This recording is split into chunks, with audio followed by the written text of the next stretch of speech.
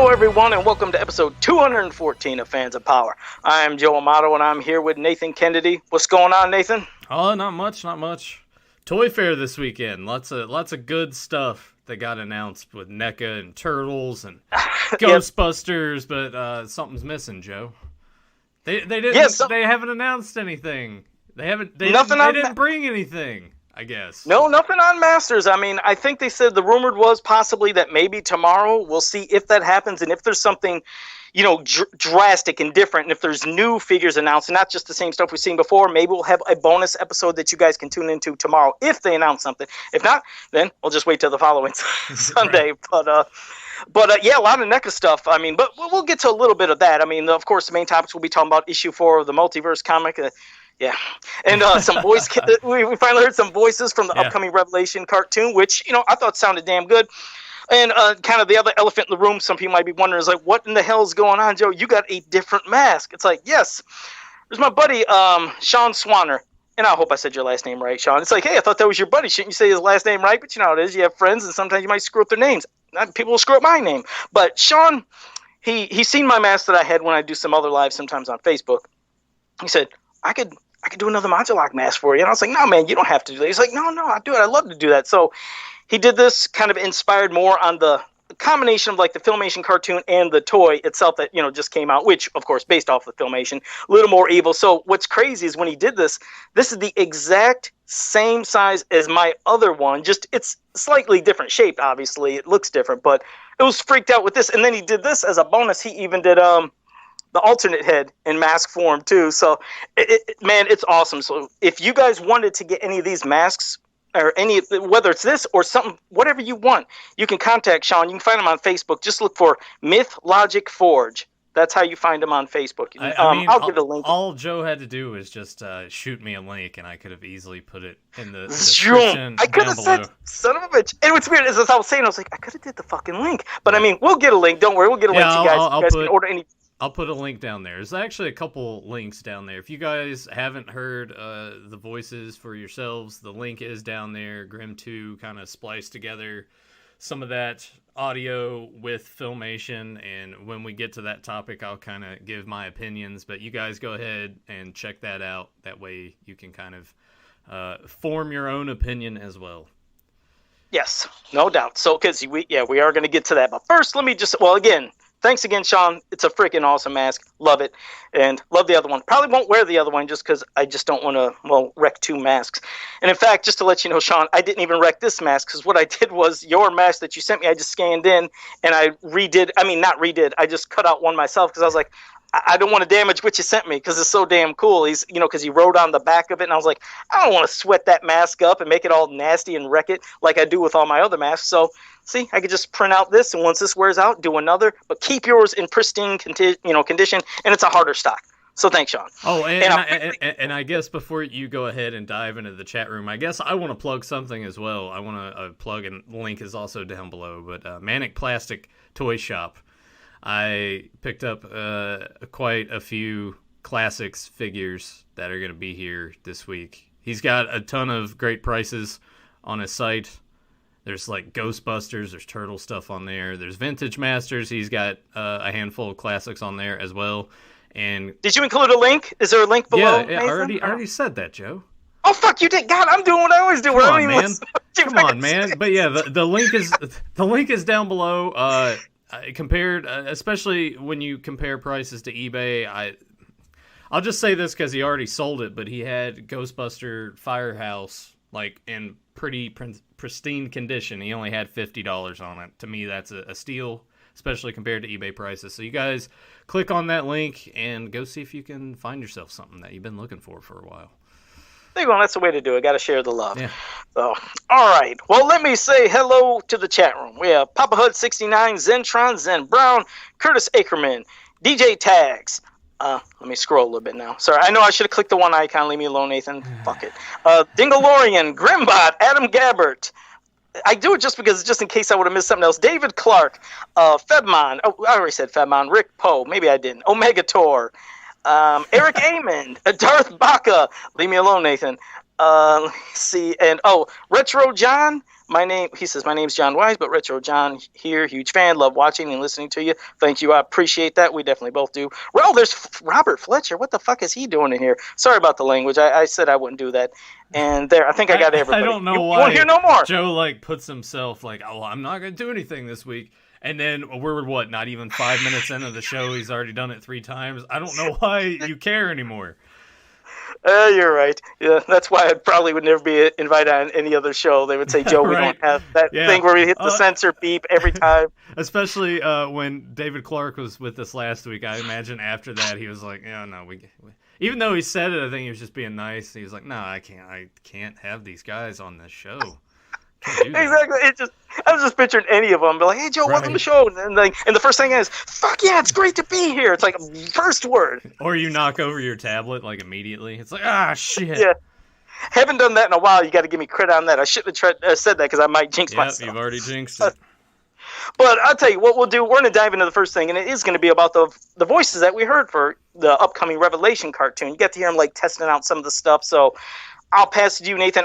Like you said, I don't think we could play to let fans listen to it like as we do it now because I don't know about all the legal crap. Well, I didn't even have it set up for us to play to where it would even come through. But yeah, from what I gather, from what I saw, Grim 2 said that this was part of sort of like this presentation that they did, and he got the audio off of that and posted it. He sent it to me last night, and I'm like, all right, well, let's listen to this. The initial impression was I'm hearing just like a hint of the Joker from Mark Hamill, and that was kind of, I guess, Did you think that was already expected, like in a way of just knowing? Sort of, yeah. But I mean, it's still different, though. I mean, I do like what he did, but you're right. Immediately I was thinking, is this going to sound Jokerish? Because how many ways can you kind of spin it? But I think it's still original enough to where it'll feel like Skeletor. I think once you just dive into it. So I was kind of disappointed by that because I thought that maybe it would be a little different. Obviously, hearing Evil Lynn, I'm like, all right, well, she's just going to kind of go with her normal speaking voice. There's no problem with that, really.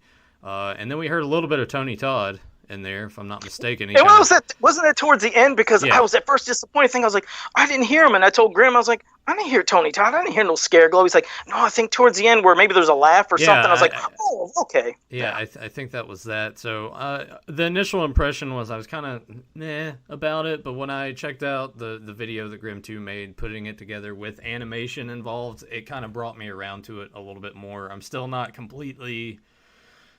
I'm not completely convinced, especially with just Mark Hamill essentially doing like a Joker light.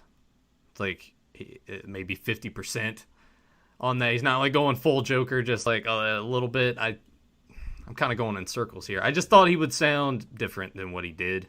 Well, I mean, the thing is, you got to think the similarity almost. I'm not saying completely because I don't want people ripping me, but saying, well, Skeletor doesn't sound like Joker. But I immediately, when I heard Mark Hamill, I was like, well, it's going to be similar to Joker, but it's got to be Skeletor-like. So, yeah, it's a slight modification, maybe not drastic, but I think it, like I said, it's enough to where, yes, this will be a great Skeletor voice. Yeah. And as for Eva Lynn, I love the voice there.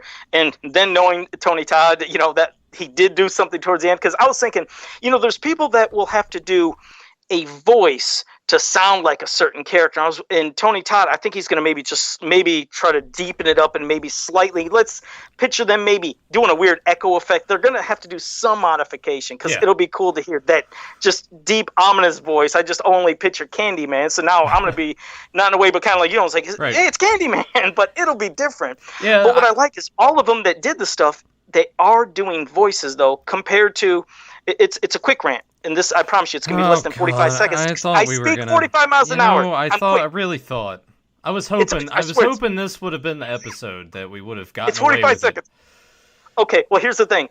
You remember when Netflix She-Ra was announced, and the voice actors immediately made fun of it, especially Marcus Scribner. He sat there and made fun of the original Bo's voice and did this mocking of it. And then when you listen to him, it's like, yeah, it just sounds like you talking. And that's what all of them in that Netflix She-Ra do. It's like, you guys are just talking using your regular voices. You're not trying to act out and become these characters like they did back in the day, and like they're at least trying to do, and it sounds like now for the Masters of the Universe Revelation. So I give them credit that, yes, this is voice acting, not just talking with your normal voice saying, hey, look at me, I'm doing a voice role. No, you're just talking. Fuck off. So there. See, I was quick. I told you 45 seconds or less. Are you done? I took my headset off so I didn't have to hear it. was like, and the thing is, I can't see you. So I'm picturing, did you really just hold off your headset like this, like, la, la, la, la, la, and like Tyler would just do this? No, just, I didn't do anything with my hands. I just sort of stared off into space for a little while. It was quick. Yeah, but go ahead, continue with what you were saying. I did that quick, though. I think that was respectful. Well, I think in my head, when I listened to it that first time, I was like, all right, it's one thing for me to think this, but once the visuals, once it's all put together, I'll have a different opinion to it. And Grim 2's video certainly helped out immensely with that. Once I saw it in motion, I was like, all right, yeah, I can get behind this. So. Yeah. And he also pointed out one other thing, just so people wouldn't get excited about. There was like this one page on Facebook. It was called Upbeat He-Man. I don't know if it was shared in a lot of places, but it said, breaking news. First look at He-Man and Skeletor in the new Masters of the Universe Revelation TV show coming to Netflix. But the image they showed, it's not from the cartoon. Grimm said, actually, it's not from the show. It's stock artwork done a few years ago for Masters of the Universe Classics toy line. So this art you see, just in case people were excited, saying, oh my God, that cartoon's going to be epic. Right. No.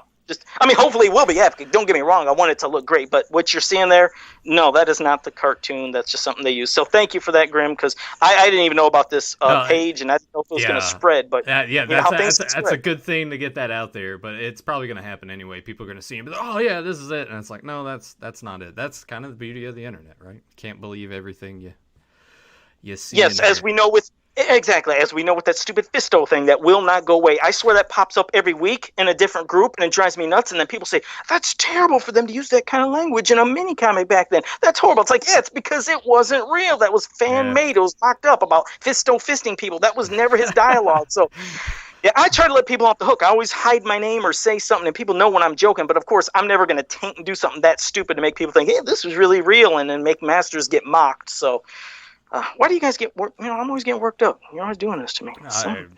I did nothing of the sort. A MOTU. Yeah, Kevin Sharp joined us. So did JSP. So did a couple more that I missed as we were doing this. But we're going to get you all later because just to let you know, we're going to probably go right into the comic now. Mm-hmm. So spoiler alert, if you haven't read it, you're going to read and hear and see all of it. And, of course, after that, we'll take all your questions, comments right after that in the chat room, whatever you want to hit us with. But this is where I pass it to Nathan. There's a 30-second delay. So, of course, I got to wait, too, for things to come up as well. Yeah, I went ahead and put up the covers. So here we are, issue 4. Only 2 more after this, Joe. I'm gonna maybe just go ahead and say this now, and I'll probably say it again towards the end. If someone put a gun to my head and were like, pick your favorite issue so far, I mean, I would tell them to just go ahead and pull the trigger. But if I absolutely had to pick one, this would probably be I put in quotations, my favorite. Right, because while there's some annoying stuff. Yeah, you're right. While there's some annoying stuff, they were trying to get going, but this is how the other one should have been, to where it was trying to get going, action, seeing a lot of battles of all these different He-Man. But just, again, right off the start, we know that when they show a cover of any comic, usually whatever's on the cover has nothing to do with what's inside or is always just a little misleading. But this one, just the reason it annoyed me is you're seeing the evil of the Anti-Eternia, how whatever turned him into Anti-Eternia is now corrupting Filmation He-Man. Just to let you know. Yeah, man. The shit never happened. It never happened to Filmation. It happened to movie one, and you didn't even see. Well, you'll see when we get into this. Just pissed me off. the symbiote, man. It's taking him over. He's gonna turn. He's gonna turn into Venom. I hate that. Yeah, so that's the cover. And don't get me wrong, I love it. I mean, it's a beautiful cover. I'm not going to knock the artist. I mean, that's a fantastic cover. Just, again, Filmation He-Man never had this happen to him. As you'll see in the comic, it's somebody else. But this is how we get going. Now, I said in the last issue how it ended. I was like, oh, here we go. It's a way of them mocking Filmation He-Man in the cartoon. And people are like, well, just hold back, Joe. I doubt they're going to do that. No, they didn't. They did it right from the start. It starts off with a moral, because remember, that Filmation cartoon was corny. All it was all about morals. It was silly and stupid. And here goes He-Man starting off. Remember, Orko, it's not the recognition of the deed that makes a good deed worth doing, or whatever the good. And he says, that whole line of dialogue right there, I'm just like, too much. It's too much. Yeah, I mean, because we're repeating the same words that it's just like right. it's You know what it pointless. reminded me of? It is pointless because when they had the morals back then, they were clear. They were, you could understand them right from the start. Anybody from a kid to an adult, but kids can understand the morals. That a lot of double speak, using the words repetitive, and it reminded me of when they did those Brady Bunch movies and when they were mocking the original series, how Mr. Brady would always say something, and in the movie he went over and over the same thing, and it's like they were getting tired. That's what that was. But immediately, this shows zero respect because they're showing this is what they think the cartoon is and what they believe most fans think it is, even though this cartoon has meant so much to all the fans, and again is what made Masters of the Universe the global sensation that it was. Because if it wasn't for the cartoon, trust me, it would not have lasted that long. I love the toys, don't get me wrong, but this is what got it more recognized, was the damn cartoon that they like to mock with this. But I'll pass it to you so you can start giving some of your thoughts. I they did an all right job here with the filmation look in the book, and I would say that compared to the other issues, the art is at least somewhat consistent than it's been. Though we're kind of getting into a spot here too where movie He-Man is kind of like his characteristics. Extra angry? No, well, it's just I don't know how to say. It's like he's just changing in some weird way all of a sudden abruptly. Like, are we? Yeah, it seemed like it. Are we just to assume that like everything that's happening is starting to like take its toll on him, and now he's just I don't know. It's just the weird stuff with the way that these books have been written. It's like they have a base understanding of the character, but as the story goes along, it's like they sort of get foggy headed and don't know. Yeah, I don't know. I mean, It's like they're making it up as they go along. That's what it seems like. It seemed like it. I mean, I could have understood it when it happens later with the whole thing that, well, when it gets to that, I can understand, okay, maybe now that's why he's a little extra angry, but it seemed like it was just too much. And then, again, the more of the mocking of Filmation is, when, like, what are you hearing, Keldor? And he's like, oh, another lesson. Like, that's all this cartoon is about lessons. And then we hear this comment of, they don't know they don't know what war is, basically. They don't know war. They don't know death. I was like, and this is when I always say, did you guys watch the cartoon? I mean, yes, you might not have seen somebody murdered, but don't act like they didn't go through strife and war in that cartoon. There was a lot that they went through. There was parts where there was experiencing of death that could happen, but even here in hints of the past. I mean, all I have to say is, because I won't say it, because since they obviously know what they're writing, I'd always like to just bring up Double-Edged Sword. I won't even say the plot of Double-Edged Sword, but any Masters of the Universe fan who knows that episode, they're going to know exactly what I'm talking about. Like, yeah, there's definitely one person in there that knows about war. That's just one example. And there could be hints of death in that towards the end, too. But I always say, go look at Double-Edged Sword as just a sample. And there's a lot more parts, but that's when I get pissed, is because I'm just seeing, again, first they're mocking it with morals, and they say they don't understand war. They don't understand. It's like, no, They do. So, but it's their way of just, basically trying to make a point that they'll do later, but I'll pass back to you. And like, I really care about that little shit getting stabbed. Well, I hate how he calls him looking up He-Man as well. Oh, yeah. I'm like, that's the best you could come up with. Right. Yeah, I know. Yeah. Let me go ahead and get this swapped over to the next set of pages here. And I just want to reiterate, I do like the art that they did for Filmation in this book. It looks pretty spot on for the most part. Yeah, because, as compared to some of the other comics and stuff where there's a lot more detail, yes, maybe Filmation didn't have as much. We know in the other seasons they started adding more shadowing and highlights and stuff. So, yeah, I guess doing something a little more simplistic, you figure, hey, you should get that, pretty spot on. But there's a part where I really get pissed with that kind of design later in the comic. But I will pass it back to you. Well, the whole thing. I was gonna say, hey, if you didn't know what the Starseed was, we get like plenty of dialogue here on the second page that will tell you all about it and all you need to know. I hate they do quite a. Yeah. Oh no, I just hate how that's what they've done before. It's like they toss the name out there and then they have to sit and elaborate every little aspect of it. It's like, do we really need to go that far? Like it's like they're trying too hard, but then it's like a push and pull throughout all of these issues. It's like, oh, hey, we do know this, but then it's like they do something else that completely contradicts that. It's just like base No, it would be like me going in here and be like, oh yeah, Starseed. Yeah, let me go ahead and get like one of these books here. What's that? And then just write it all out and put it in all the dialogue. It was a lot. I mean, especially if they're expecting that the majority of fans know it. And even if the majority of fans didn't know it, it's like, yes, that was a lot of excess talking there that really wasn't needed. But of course we get to, I mean, you then get to see, yes, it's, it's He-Man Day. They have to, like, now it's that part from the cartoon again too. It's He-Man Day, and basically, that's all the cartoons that are about, rainbows and gumdrops and He-Man Day and happiness. So just more of the stuff to where this was so dismissed. I read it, went past it.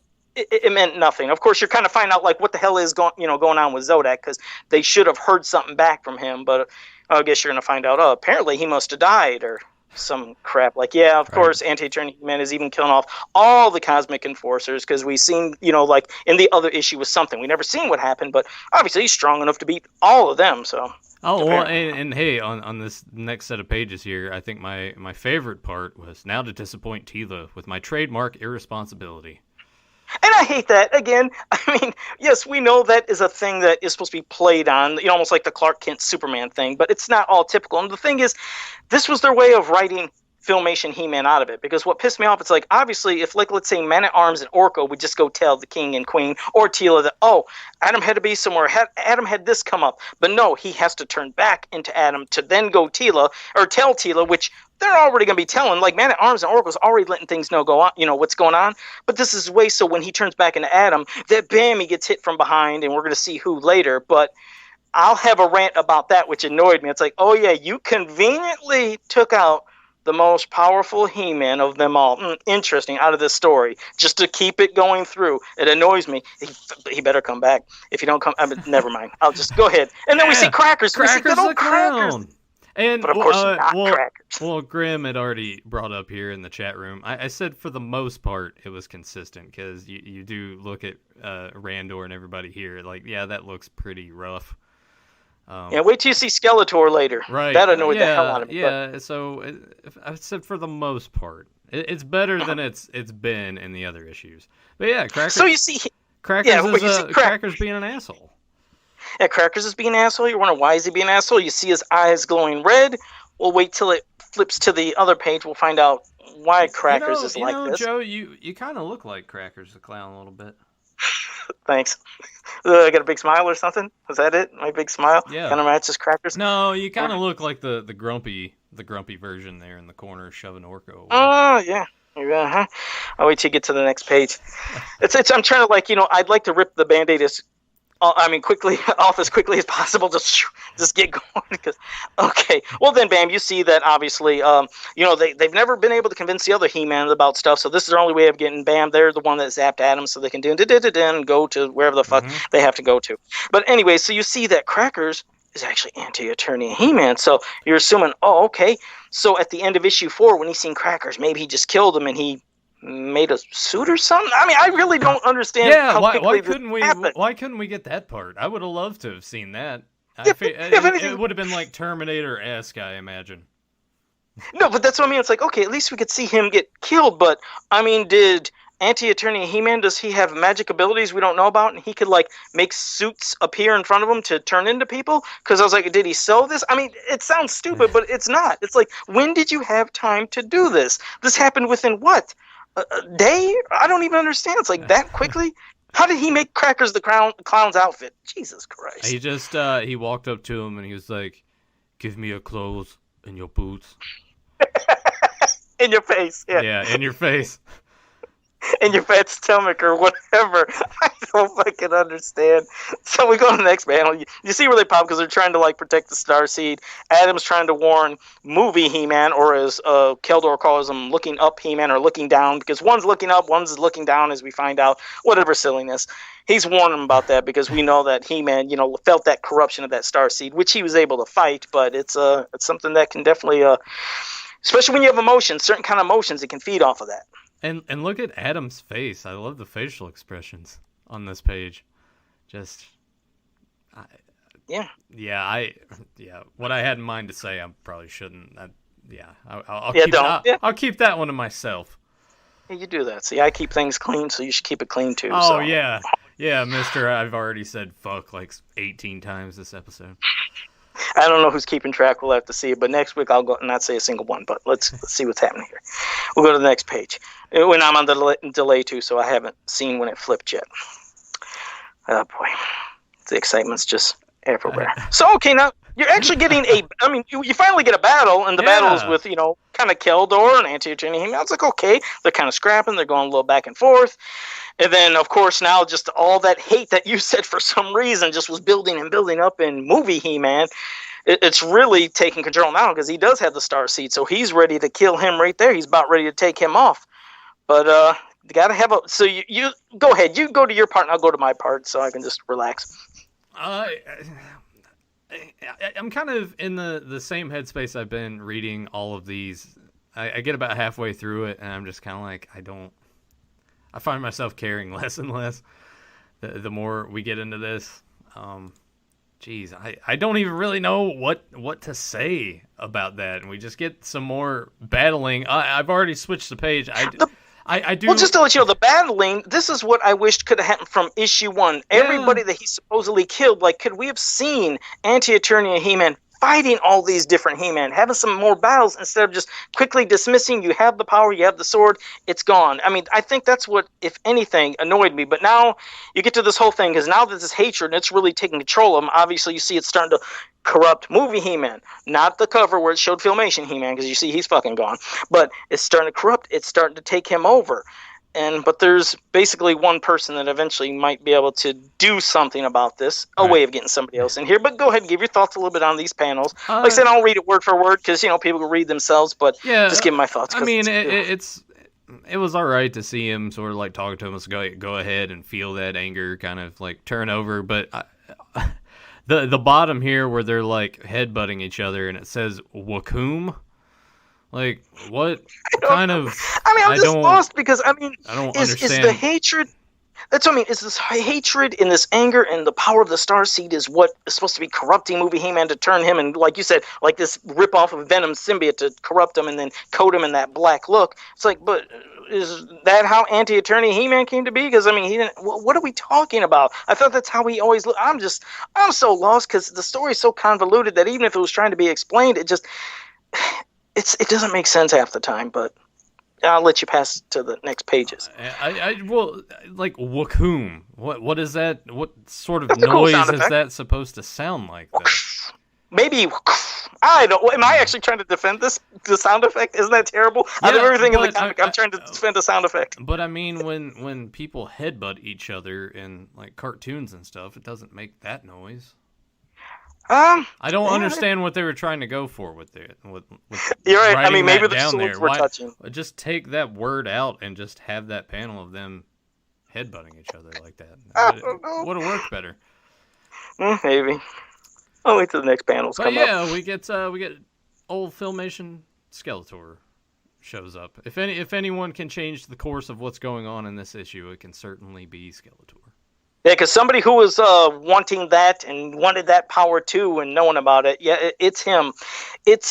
I guess that's the thing that kind of like got me when I was looking at it. It's like, okay, when they got to the one part where they showed Skeletor and they finally showed me he's like, my stomach hurts. He says, there's nothing funnier than this circus when they realize their clown is dead. And then he says, "Nya." I was like, oh God. I mean, again, thank God they didn't put the M, because if they put the M, I'm going to let you know, in the history of the Filmation cartoon, Skeletor never just sat there like, I'm going to get you all. Meow. He never said this phrase. That was something made up just to be mocking on YouTube, and then everybody ran with it, and they think it's real. That's why he better not say it in Netflix cartoon, because he never says meow, but here he's saying yeah. Still don't make sense. But when he's talking about, like, realize their clown is dead, I'm like, okay, what were you watching? Did you watch Anti-Attorney He-Man kill him? And why wouldn't you be intrigued wondering who the hell is this guy? Or, you know what I mean? It's like, and then if you've seen that, then are you seeing everything? I hate when there's stuff that's quickly put in there and it's like, explain this. Well, what are you talking about? I mean, I'm hoping that Anti-Attorney He-Man just sort of like gutted Crackers and then hung him up on the trapeze or something, and he's just swinging back and forth and everyone like is freaking out. Like, yeah, because when there's no explanation, Oh, go ahead. No, I was just gonna say it's like make up your own story of how he died. Yeah, so I mean, I just wish some things were a little. explained a little better and a little clearer, because when you're having to guess again, okay, what did he see and why doesn't he know this and what's going on? But this page at the bottom of seeing Skeletor, that is the laziest drawing I have ever seen. I mean, yeah, you see how they obviously... You know, it is. You know what? Like, I'm gonna, because I read this issue on Wednesday and some time has passed and I already mostly forgot about it. But that's bad. You know what? I take that initial impression back. Yeah, this art is still pretty bad. Have they seen that cartoon? I mean, yes, we know that there's the basic kind of stock footage that they would have for a lot of the stuff, but there's some damn good evil-looking depictions of Skeletor, and not just damn good depictions of everybody in general, but there's some wicked looks of Skeletor that we could have popped up during the show too, but this is what they chose, and it looks like it's so lazy, just quick little lines. It just looked like there was zero effort in that Skeletor with that big face open, and then even the next part when he's jumping towards that Starseed, which you can get to the next panel. Nathan, you do this to piss me off. I think that's it. Well, I do want. It's like, Joe, you bought it. They say, like, Joe, you bought the comic. Yeah, no, yeah. When I was actually talking with Tyler, which I have a good story about when I was hanging out with Tyler earlier this week. He looked at me, he was like, why is Joe making you continue to read that book? And I was like, he's not. Like, he's not. We just decided to just see it through no matter how worse it got or if it did get better, which I don't think either one of us had that hope that was going to happen. But, yeah. But I think what sets this issue apart and how I would choose it if I had to, of it being my favorite so far, is at least we have got a decent amount of action. Like, it's not completely cut short. At least it looks like it starts to gain momentum and it gets going a little bit. And you can kind of, I don't want to say get into it, because I was halfway through, I was just like, it's what happens every time. I start reading these, I'm like, all right, what's in store? And then as it's going on, I just don't feel anything until I read something, and it just kind of annoys me that they wrote it that way, and then I get like a little upset. But at the end of the day, I kind of just don't care. Yeah, because you're right. Again, they did try more with action. It would have benefited the other ones. But just sometimes when it's just, like you said, when you're not really invested too much, when the story is already so convoluted and confusing and just annoying, sometimes you kind of don't care. I admit, I was like, Skeletor looked badass when he got all that power finally. I was like, all right. And of course, you didn't see Anti-Attorney He-Man, only to realize, oh, he's absorbed into the Starseed here, which we'll get to the next panel then. But I was like, that looked kind of wicked. I'll agree. People might get pissed saying, Joe, are you nuts? But I was like, okay, I can feel that Skeletor looks a little insane. Looks better than the piss poor Filmation one that they drew those couple panels before. It's like, this has more details, but whatever. But yeah, I mean, I agree with you. I like the look of him once. Oh, wait, no, there is Anti-Attorney He-Man flying there. I forgot he got flown off the panel. I assumed he was in the Starseed. I didn't even know what the hell was going on by now. Yeah, you just kind of checked out like I did, I guess. I don't know. It's like my brain just shut down. Especially when you see there's a part that comes that did make me think that, because I forgot he was right there around that scrack sound effect or whatever, but then you didn't see him in the other panel, so I'll wait till you get to the next page. Wakuma. Oh, is that what it says? Does it have that sound effect? No, it doesn't. The sound effect here is like, choom. Oh, there, I forgot. Yeah, he's back here, so they're both diving for it. And yeah, there's the big sound effect. But you see when they're both jumping, and he's like, Adam, do it now. And he's like, by the power of Grayskull, to pop it into there to explode the Starseed, which, again, wait till you get to the next page, because this is when it was just slightly confusing, because I seen Anti-Attorney He-Man killed, or I'm assuming maybe once Anti-Attorney He-Man touched that. I don't know if he went in it. You'll see. I don't know. I get so fucking confused with this stuff. I was like, what are we saying? What's happening? Or who was in what? I don't know what's going on. That's what I meant when it was happening. I was like, well, what did just happen? Yeah. So I guess when he touched his sword on there and it exploded, it shot his sword out and stabbed Anti-Attorney He-Man, which again, we're like, they have these weird is that what logistical things of. And coincidence, that's what I mean. It's all, what a perfect coincidence. But okay, that's the thing, because I was lost. I was like, wait, did he stab him because he was in the sea? Did he get sucked into there? And then this was the next thing. But okay, I guess it flew back. But now you're going back to the Prime, and of course this is going to be going to the Alcala mini comics, which I know Grimbot at one point said, when was Castle Grayskull ever up on a hill? Now, I know in some of the old mini comics, you'd see a slight little hill and it's up like that, or whatever. But, okay, but he's going here, but is he going to He-Man's village? Because remember, by this time, He-Man was already gone from this village. That's how he left it, and that's how he was given, the power harness and the weapons from the Green Goddess, the goddess / sorceress, who was green. But she gave him those items, but he was out of the village, so I was like, was he going to go to this village to where He-Man is not at? I don't know. I mean, I guess we're going to find out. And then you see the whole thing, the emotional thing with Keldor and holding his face, and I guess, what hope does a Skeletor have? Like, it's in him after that big explosion and stuff. But coincidentally, yes, the sword is an anti-Eternian He-Man, so now obviously Adam doesn't have it. But when you're seeing this here anyways, you only see movie He-Man and Keldor. You don't see Prince Adam from Filmation with them, because I'm still thinking, if he has that sword and he turns, he's going to kill the shit out of him, if logically. I mean, but of course he doesn't know war, they don't know death, so they probably wouldn't have him do it. But you're going to the He-Man, this He-Man that he's going to be going to right now. That's why I'm really intrigued. Now you can flip this off and flip us back on. I'll flip you off, Joe. There's the finger. Yeah. This is what I'm curious of. Yeah, flip you the finger. I'm very curious, though.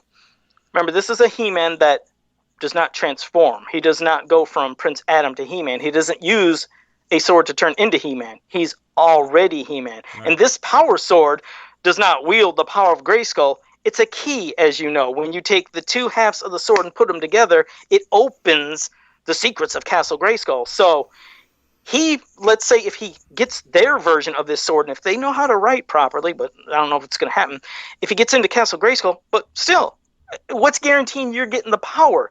Skeletor's been in there before. There's been people inside Castle Grayskull in the comics and in some of the Slash coloring books and things that were still kind of based off of this kind of look of He-Man. But still, the two halves of the power sword, that doesn't mean you have ultimate power. It just means you get in there, but are you still guaranteed the secrets of Castle Grayskull? So how is he going to get the power or understand it when this isn't through the sword? How will he have this knowledge? That's why I'm wondering, how are they going to write that? It's just like the DC one that was in the DC comics with Superman versus He-Man that was in the 3-part series back in that time too. That's when you did have a Prince Adam. But remember, Prince Adam did not transform by the power of Grayskull. He went into a cave.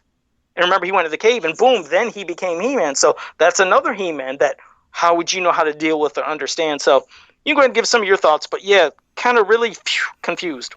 I'm glad there's only 2 more issues left. JSP said basically I saved $12, $16 thanks to Joe and Nathan showing us how crappy the series is. We want to say again, if you guys enjoy it, you like all it, the power to you. I'm glad you do. I'm glad you take something out of it. Right now, I'm just kind of, is what it is.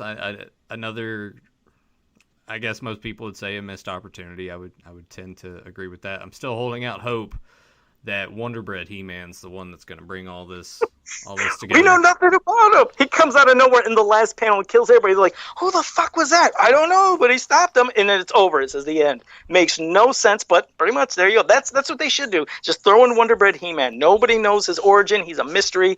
He should be the one that kills them all. We don't know his power. He could be getting a power from that loaf of bread. We have no idea what's going to happen. Don't fucking know. Wonder Bread, they always say, eat your bread, get strong and stuff. It's full of vitamins. So this Wonder Bread holds all the power of the universe. That's it. Oh, shit. Let me see. Hello, Strobe Life video. And I got you earlier. I might have missed other people. But right now, you guys can start popping in your questions. We'll answer them. And maybe we can even cover some of the comments you've had, if Nathan, because you can control that a little quicker and better in the chat. If you see some comments you want to acknowledge, hit that before we get to their questions. Well, I should have had this up. Let me go ahead and go to last week's video and read if there were any questions. I know there were some comments. Let's check and see if there were any questions as well. Michael Purvis, late to the game. He just showed up and we just finished all the main topics. But Michael, if you still have questions or anything you want, you can pop them in. But we just finished up a nice positive review on Masters. Yeah. Positive. It was a fun time. But it was. And Michael, I went ahead and plugged the website, Manic Plastic. Drawing by Hand said, this is all on last week's video where we talked about the cast reveal. It's great to see MOTU Revelation cast reveal and characters. Jason Mewes, he thinks that Jason Mewes as Stinkor would be a good fit for him. Sarah Michelle Gellar as Tila is good. So overall, he enjoyed the casting. Mega 19, I agree with you guys on your points on the casting. Now, for me, I was introduced to the 2002 He-Man series, but I was born in the late 80s and did recently watch original He-Man, which, yeah, that was cheesy. Which, funny enough, that the showrunners of the original He-Man went on to create Power Rangers. Is that? I have no clue on that Epic Greenbot thing because I've never watched a Power Rangers episode. So I have no clue. So there have been quite a few characters that unfortunately aren't in the first season of Revelation, such as Manny Faces, that would have been very interesting to see if they could do a more dramatic version of these characters. It just kind of goes on to talk more about that. Okay, appreciate the comments, though. Yeah, which going back on that, it's kind of a good thing that they just didn't have, like, here's everybody. It gives them a chance to, like, bring them in over time, kind of spread it out a little bit. No, agreed, because there's ones that we want. And by the way, hello, Scott and Savannah. Hope you're enjoying the show, watching with their dad. No, that's the thing. Yeah, it'd be great to have Manny Faces and a lot of the, and Ram Man and even Stratos. Yes, I give Stratos shit as a figure because I hate the figure. But you know what? Yes, I mean, in the cartoon, he's fine. But, yeah. Just sprinkling some other ones and ones we didn't expect would be there, and then maybe they could come back in the next season. Hell, maybe they could still be in season 1. We're not, I guess, guaranteed. Yeah. I don't know if that's going to be everybody that's doing, the voices for all that, everything in season 1. So there's a possibility, but yeah, it'd be nice to see some of the other ones pop up as well. Right. Descendants of Grayskull. Descendants of Grayskull said, fantastic show. Hearing your views on the cast for Revelation. Seeing Tyler on the show added to the flavor. Yeah, you got to have like the piss and vigor that Tyler brings to really Anyway, I really hope the animation and art matches the cast standards and we get a serious take with little bits of humor like Filmation did, which will give Masters of the Universe the much needed boost. They also need to get their act together with the separate license nonsense. He-Man and She-Ra were obviously allowed together at Filmation and again in the Eternity Wars comics, so to put them together again surely can't be that difficult. I think She-Ra would have better treatment from Kevin Smith rather than her abomination through Noelle Stevenson. So yeah, thank you for that, Mike. Yeah. yeah. So agreed, and hopefully, if we do get She-Ra, like he said, we'll have the warrior She-Ra, an actual warrior. Some of you, again, I say a million times, you're in trouble. You'd pray somebody come help you. You'd want She-Ra to come save you, not Netflix She-Ra. Like, oh, that's just a kid who turns into another kid and just has that fucking just way they talk and obnoxious and crazy, has big eyes and big mouth and doesn't feel like you change from one character to another. It's the same damn character. You don't feel like that's your hero. Our She-Ra, that's a hero, and I'm sure, hopefully, Kevin Smith, if she pops up, she'll be a hero. So, Papa Hud said, hey, Joe, could you make a Starseed Power Skeletor custom for me? I mean, I admit that did look cool in that comic. That was probably the cool looking thing in there. Would be interesting. JSP said, right now perusing the episode guidebook. David Clark says, it'd be fun to see an outline of ideas detailing how you would write a multiverse comic story. Hey, if that's a challenge, I'll do something like that. Believe me, I don't back down. And no, I respect it because, David does enjoy this comic, which is great. We always say if somebody likes it, that is fantastic. I'm just not a fan of how this stuff would go. I would put in more action, but also seeing the characters that he's killed. Let's see how that happened. Let's see what led up to certain things. Lay off on so much of the non-stop dragging out parts of the story. Yeah. Yes, story is important. Don't get me wrong, and I know some things need explaining, but there's just a little too much at points in this comic where it's like, less talking, more ass kicking. That's what I'd want to see. And just definitely make sure you stick more close to the source material. Don't stray too far. Don't screw up where there's something you're supposedly knowing what you're doing and then they screw up, whether it's wrong dialogue, whether it's wrong art used in parts. Just have proofreading. That's what gets me mad. It's like, don't you have some people that's supposed to proofread and check some of these things that, remember, were admittedly, oops, we screwed up. That's what have some proofreading. Well, Tyler and I were talking about it as well, and we were on the same page that at the beginning, it doesn't really make a whole lot of sense because for the most part, all of these different variations are canon of one another that kind of seamlessly go from one to the next. So it's almost like it's the same universe and not different universes.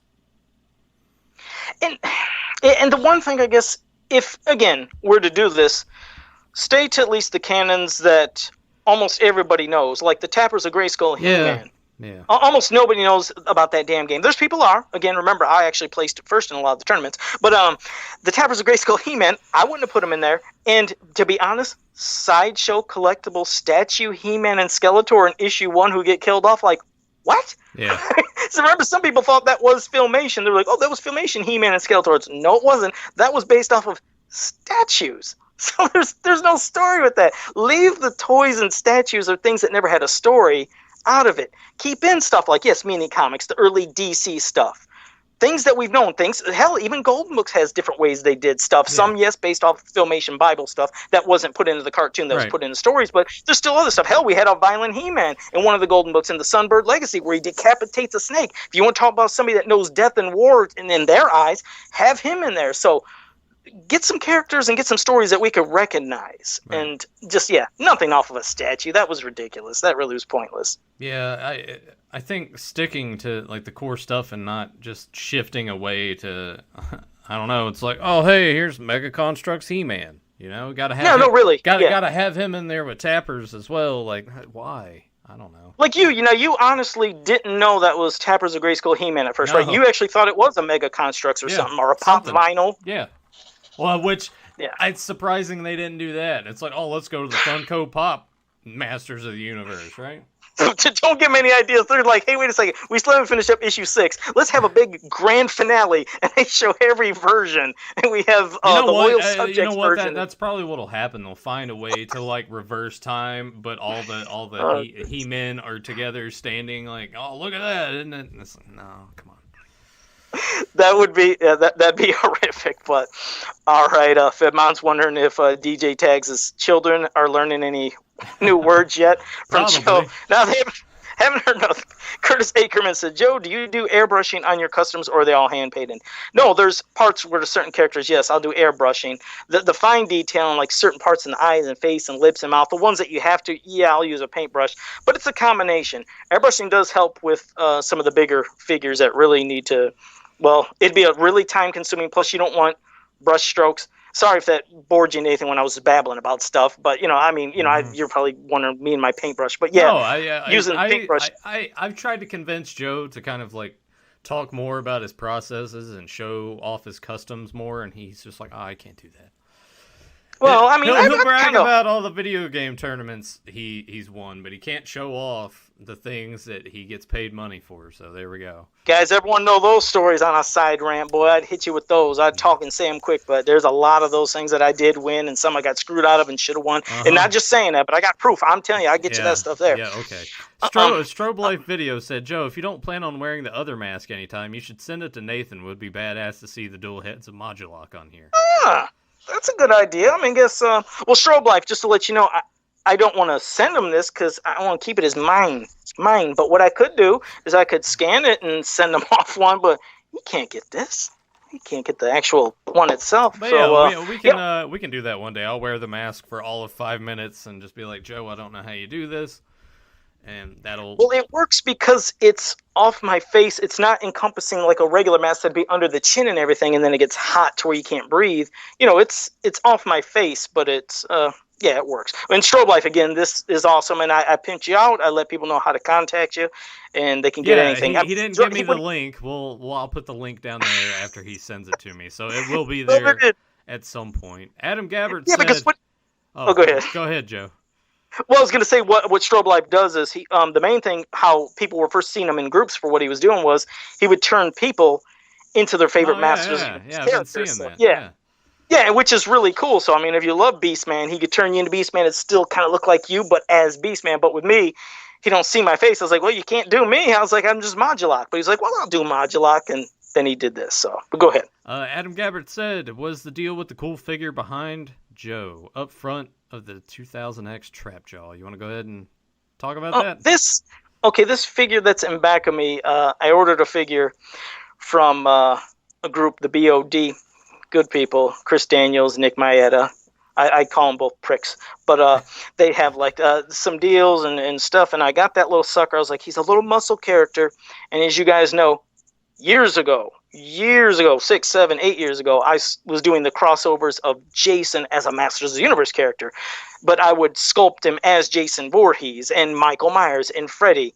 One little sucker I couldn't do, though, I think that pretty much gave it away. There's one horror character I couldn't do because he's too small, would be Chucky. So he had this figure that they were like selling. I was like, I'll buy that sucker. So he's going to become a little He-Man version of Chucky because he's muscular and it'll be a cool crossover. So it'll be like a muscled up Chucky in He-Man style. So that's that. But thank you, Adam. And Grimbot wanted to let us know that he said, no, that would be Haim Sabin and Shuki Levy. Yeah. It was like Shuki did the music for the show and Haim. Okay. Yeah, Is that for reference of that Power with Ranger the Power Ranger thing? Yeah. Okay, see, I'm clueless. So and Aaron Voorhees says, "Damn, I'm late. Yep, you're late to the game." JSB said, "I know you discussed it earlier, but I will say Mark Hamill does sound good as Skeletor. I think at least." Oh yeah, JSB, I said the same thing. I think it sounds good. Nathan just like you can explain what you said, just sounding a little similar to Joker in your mind. Yeah. It just when I heard it, I'm like, yeah, this is sort of like Dollar Tree Joker right now. You know, it's like just enough of it, and I'm just like, it's hard for me to disassociate with it, but. Once I saw it in the video Grim 2 did and saw it in motion with the voice, I'm like, all right, I can totally get behind this. So and that's the thing too, like with all of this, I'm all for everything. I'm like, oh yeah, this is fine. We won't know until we actually see it and watch an episode to really formulate an opinion on it. For now, it's just sort of like snap, instinct, decision making on it. It's like, oh, okay, I'm a little disappointed by it, but now I see it here, not so bad. So we'll see. Like I said, I mean, I'm still excited. I'm excited for it. Oh yeah, hell yeah! Like I said, I am too. I mean, I have faith in this, more faith in this than any other cartoon. Like I said, if any cartoon needs to succeed, it has to be this. If this ended up coming out and it really sucked, I mean, I think faith in bringing back Masters will just be really coming to a halt in a stall. I mean, we already know the constant delays of that damn movie, but if a cartoon failed and they're like, God, it's not going to happen. It's like, I wouldn't see them ever wanting to do Masters again. If they would, probably wouldn't be for another 10, 20 years. So I'm praying that they do some great work. So here's crossing fingers. And Zen Brown brought up a very good point. And I'll tell you what, that'd make me forgive all the shit in this comic. He's like, we just need Anti-Attorney He-Man to show up on Netflix, She-Ra's universe, and destroy it. That would be fucking awesome, Zen Brown. Do you imagine that just for no reason at all in issue 5, you see him do a quick little warp into the She-Ra universe of Netflix, kill every fucking one of them, and it goes back. I'm like, all right, you know what? You guys are all right with what you did with issue 4. I think if that between that and if they do the Wonder Bread He-Man thing, if any of that pans out, I'd be like, all right, you know what? This series is great. Ignore everything that we told you before. This is fine, but I don't see any of that happening. It would be funny. It would be. That's a fun one, though. I like that, Zen Brown. Fetmon said, who would you be the voice of on a Masters of the Universe show? Any era, and this is for the both of you. So, Nathan, you see yourself being anybody? No, not off the top of my head. I admit I'm a sucker for maybe wanting to try Modulok or. Let's throw it to the chat room then. Who do you think Joe and I could voice? And I do want to say, I'm not gonna like do it here on the show, but I am capable of like altering my voice. So who do you? Me too. I can do it. I do a good Filmation Skeletor. Yeah, not that I'm saying I get that role, but I can do Skeletor. And Joe has an awesome impression of a little kid voice, so he can get free candy on Halloween. So don't forget about that. But yeah, who do you guys think that we would play? Would it be fucking Stanlin? Bring Stanlin back or something? For some reason, him or some of those other little shit kids from the cartoon. Thanks a lot. I appreciate that. Okay, well, we'll see what they pop up there. Yeah. Let me see. Grimbot says Netflix She-Ra is on Universal DreamWorks side of things, so that shit ain't gonna get referenced in any shape or form. Yeah, I can understand, but it will. And DJ Tags, you said right at the end of the month, so next week you're going to see all in his glory. He wanted to wait for the end of the month of Eazy-E, and they'll be up nice and close. You get to see them all close because you've seen that one shot of them back here a few weeks back. But once I'm at the end of the month, you're going to get them right at the end of the month. So that's going to be next week's episode because after that, it'll be we'll be in a new month. Let me see. Loyal Subjects, He-Man was probably killed before book 1. Yeah, I'm sure. Yeah, there's probably stuff that was on. And let me see. Joshua also likes giving me shit about like my Modulok mask that I'll still wear here once in a while. It's gonna be like altering, but it was like, yeah, you and your paper plate mask. I was like, you know what? Maybe I should do that. Maybe I said I'll try it. I'm gonna try to make a Modulok mask out of a paper plate and wear it one episode. Of course, I could do it. Fedmon asks Joe, "What is the furthest you have ever traveled from home, if ever?"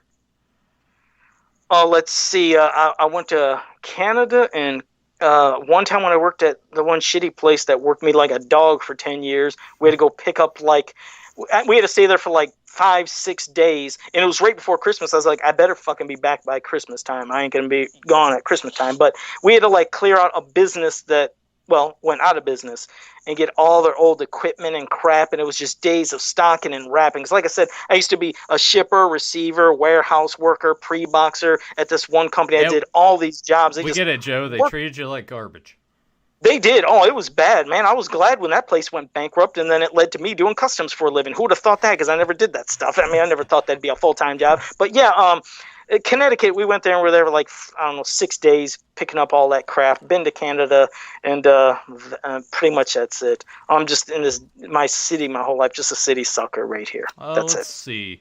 I'm going to go ahead and answer as well. I've kind of been all over the place because I live in Virginia. So I've gone all the way down to Florida. I've been all the way up to New York. I've gone like kind of across through the country, up through the Dakotas, in the Yukon and Canada. I've been to Alaska. So I've been all kinds of places. I need to go. So you're better than me? Is that it? Basically, you're just saying you're better than me? No. Trying to show me up, damn it? No, that's not what I'm saying. I'm saying, like, and now, you know, in a few months, since Val's already paid for the way, the flight, the hotel, and all that, I can say, like, hey, I've gone as far west as California as well. So, all right, you'll have to do that for me on behalf of me. You have to do that. Yeah. Grimbot said, you know what might happen in the last issue? They traveled to the real world to meet Mark Taylor. Well, that'd be different than hopefully Mark Taylor could write some of the other crap out of existence, or write a new story or something that Bam could go to give them the ultimate source of power. It like goes to him, and it just shows him like looking like at us, and in the bubble it just says like, who wrote this shit? Could you imagine? I'm not mistaken. I think Mark Taylor, and Grimbot might have to correct me on this. He's like me. I like saying He-Man, and of course I like saying Masters of the Universe, but I don't even think Mark Taylor likes the title Masters of the Universe. I thought he said it was like too long and complicated. I might be wrong, and I don't want to put words in his mouth, so hopefully Grimbot can correct me. But I thought somebody that worked on the original Masters of the Universe said they didn't like the long title. I mean, it worked out for him, right? And if you don't like how long it is, just abbreviate it and say MOTU like the rest of us. Okay? Oh, Jesus Christ. No, I think he'd hate that more. Let's see. I hate competitive gaming. Keep the plate on your face. I will do that, Joshua. Let me see. Did I? No. J-Tags. Well, David Clark said, your thoughts on Mattel not showing any MOTU toys at Toy Fair. I guess we still have a couple of days, and you had posted on your site, adultcollector.org, that they might show something tomorrow, so we'll see. I'm hoping that it's something new and not just regurgitating the same, like, oh, yeah, we know that the Origins line's coming, here's who's in it and everything. I know that they, Prince Adam and the Sky Sled, right?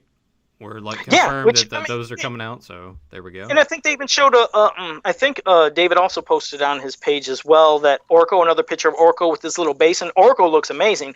But yeah, hopefully if there is something shown tomorrow, that they'll show some new stuff as well. Because like I said, we could possibly do like a little bonus episode tomorrow. So in case there is something new that will be shown, then you guys know we might pop up tomorrow night as well. No, just depending. Yeah, it depends. We'll pop up, do something kind of short. And judging from the chat room, I guess I'm just gonna voice everybody. Is that what they said? Yeah, it's been all over the place. Rio Blast, they picked you to do Orko. Count Marzon for me. Prince Adam, Ram Man, Cyclone, Man at Arms. Too Bad. So I'm just gonna play everybody, I guess. Oh, and they want you to do the Skeletor voice again. Beastman, you bumbling buffoon! Eternia will be mine. I think that's pretty good. I think that's not bad. I would really need to just like listen to everybody and like try to mimic it before I come on here. And not the best. I'm not saying that was the best one. I mean, especially when I'm rambling for 2 hours and my voice starts going nuts. But I think it's still kind of okay. It's not bad at all. Not because Grim 2's like, try doing Trap Jaw voice. I'm not. I need to like listen to everything and practice it and actually try it before I just sit here. Mechaneck, I've been nominated for Mechaneck as well. And Zen Brown also said Mattel is having their thing tomorrow, so we'll see how that turns out. Okay. If there's actually Grim just got me. He said Grim said I was too nasally. See, but again, part of it could be the mask and the rambling, and this is on my nose, so it pushes on. Hey, I mean, hey, you I just got just take the mask off and go ahead and do the voice, and wouldn't that be be all right. fuck up by accident? Like, oh yeah, you want me to do it? And I'm like, oh shit. And plus, people can add that little echoing effect to it, so it'd be. Let's go ahead. Okay, now you do it. Do something. Do a voice. No. I think that's what you're about. Nope. Okay. No. I promise I will do one soon, but I need to listen to everything and then try it and mimic it. I'm not gonna just sit here and do it off the cuff. Okay. All right. Yeah, I would have to work on some too. Hell, they could even, if they're talking about throwing a bone and have me doing some crazy modulock, if I was to try to do a version of that, I could even do Sky High. If they introduce Sky High, just think of it. He wouldn't have that name if it wasn't for me. He'd be called, I don't know, like the Blue Bomber or some dumb shit. So I named Sky High. So yeah, I could do a voice. I can make an extra heroic, corny voice because like he'd be there to save the day. I could do something like that. I could try Sky High. So just remember that. Remember, Joe named Sky High, people. You got to know that. I think that most people do. Yeah, I like to rub it in and just keep mentioning that just to, get that out there. Oh, you've been nominated to play Prince Jeremy as well, so that'd be good. Great, I'm going to be all the annoying fucking characters. That's amazing. Thanks. All right. Well, I think we might have got everybody in the chat room, most all your questions. And anything you want to say in closing, Nathan, before we wrap this up? I'll go ahead and plug it again. Manic Plastic, almost messed that up. Link is down below. Click on it. He's got some classics on there that, if you're missing some of the characters in your collection, they're on there. Especially compared to eBay, really good prices. There's vintage Thundercats, Turtles, all kinds of different things on that site. So go give it a peruse and hit him up. Buy some stuff. Buy Joe's t-shirts. Oh wait, I forgot. I need to tell my Tyler story really fast too. I didn't want to forget about this. So I go to Tyler's place. We're hanging out and go into the He-Man room, right? And you guys see like the collection behind him all the time. But what you don't know is that in front of him, he's got like a wall dedicated to the movie. So he's got like the posters, like from the magazines, the theatrical poster, etc., etc. I actually don't think he has the teaser poster. But then he's just got all kinds of shit laying on the floor like Joe does. Like it's just all piled up right there. Well, thanks. And we're talking, and we just get on the subject, and I just joke around with him because he's got a lot of carded vintage figures like hanging up at the top of the walls, like going around the room. I'm like, hey, you already got like 2 of these, you can give me that. And then I look over there, and he's got just some of the variant Skeletors. But he also has a Faker laying there. I'm like, look, you just got this Faker laying over here, and I need a Faker. Just give that to me. He's like, what? There's a Faker over there? And I was like, yeah. And I go and like pick it up, and he's like, oh, you can have it. I'm like, what? Really? I was like, he didn't even know he had that Faker. Yeah, it was a vintage one. Yeah, I was like, no, I was just kidding about that. He's like, no, go ahead and take it because he's got another one like actually on his vintage shelf. He was like, I had this one, and my dad and I had to like redo his legs and stuff, and then I found this other one that was in a better shape at a flea market, and I put him with my collection. He's like, go ahead and take it. The only thing he's missing is a sword. And I was like, well, that was awesome of him. So I'm getting to the nitty gritty. It's basically just all the really expensive vintage. God, what a beggar. All the shit you have, and you go over there and take shit from Tyler. That's despicable. That's terrible. All the stuff you have. Hey, look at what I found in my attic again. And you have like 80 things from back in the 80s and 90s, all still carded, all boxes. You got things that are probably worth up to a total of $200,000 with all your stuff, and you're going to take Tyler's damn Faker. Hey, man, it was just laying in the floor. And I needed it. He wasn't going to do nothing with it. He's already got one on the shelf. He's already got, like, a carded one hanging up on the wall, and he's got a carded commemorative one. Does he have 2 carded ones? Like, maybe you want one of his carded ones as well that he spent his good hard-earned money on? I don't think he would. Well, when he got all of those, this was, like, 25 years ago, so he didn't pay that much for them back then.